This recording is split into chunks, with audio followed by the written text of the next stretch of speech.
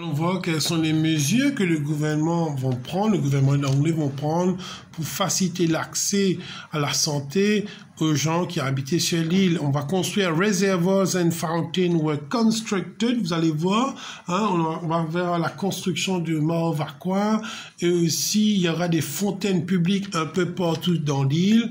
Hospital. Alors pourquoi les fontaines publiques? Bon, pourquoi les réservoirs? On va filtrer l'eau, on va nettoyer l'eau pour pouvoir donner à travers les fontaines parce que les gens n'avaient pas le robinet chez eux. L'eau courante, il n'y avait pas à l'époque.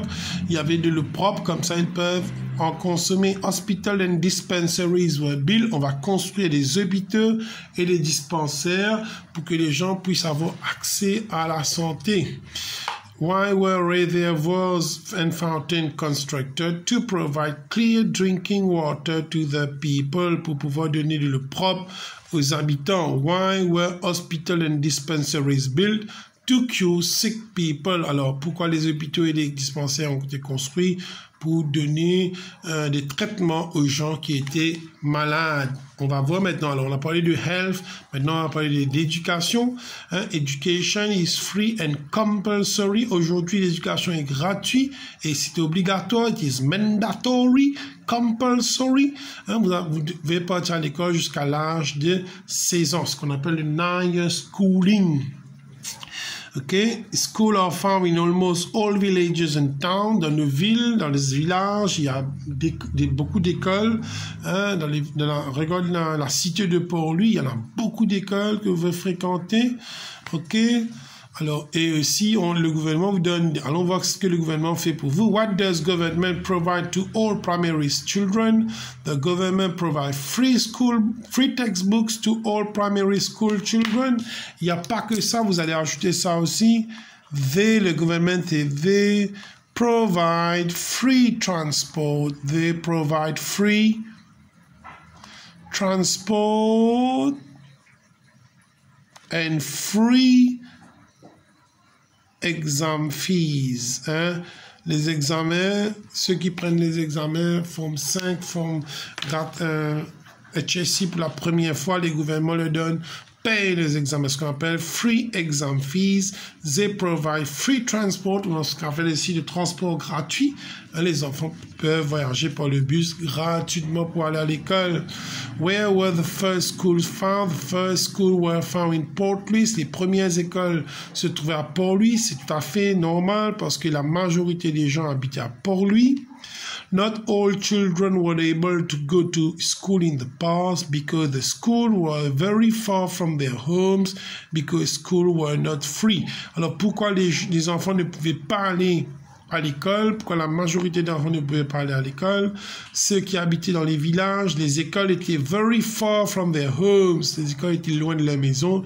Et aussi, à un moment donné, l'école était payante.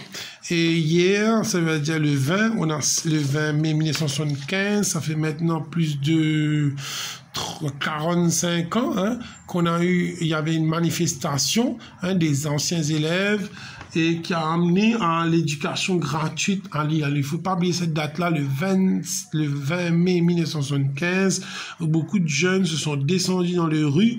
Il y avait une manifestation, il y avait même des bagarres entre les étudiants des collèges d'État contre les policiers.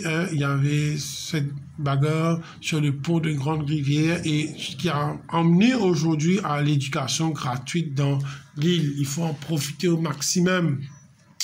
Numéro 6, who helped the poor to be educated? Révérend Jean Lebrun.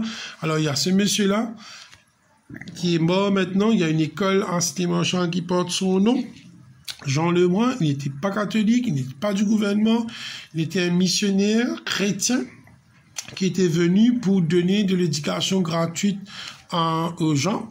Il y avait aussi parmi, on va voir, il y avait aussi parmi Père Laval qui va commencer à faire une petite école dans les régions de Port-Louis et avec l'avènement, par exemple, de Félix de Valois, les frères de La Salle, hein, ils vont implanter des écoles. Regarde, par exemple, sur l'école de La Salle, en haut, sur à l'entrée même, vous allez voir l'année où l'école fut construite. Hein, ça manque un petit peu, comment dire, le commencement de la vie scolaire des enfants à l'île Maurice.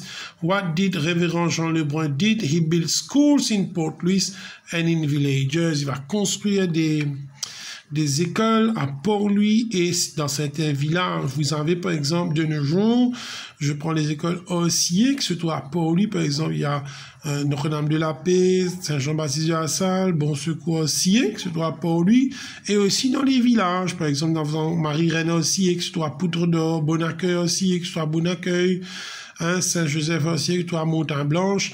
Alors, c'était grâce au groupe religieux, hein, qui était venu pour donner de l'éducation aux enfants. Who build schools in the main villages? Religious societies. Alors, il y aura des sociétés religieuses qui sont aidées de nos jours, hein, qui sont aidées, hein, par le gouvernement and the government. Et le gouvernement va venir. Maintenant, nous avons des écoles government school, par exemple, Nicolet Government School, La Briqueterie Government School, ainsi près Government School, qui vont venir bien après.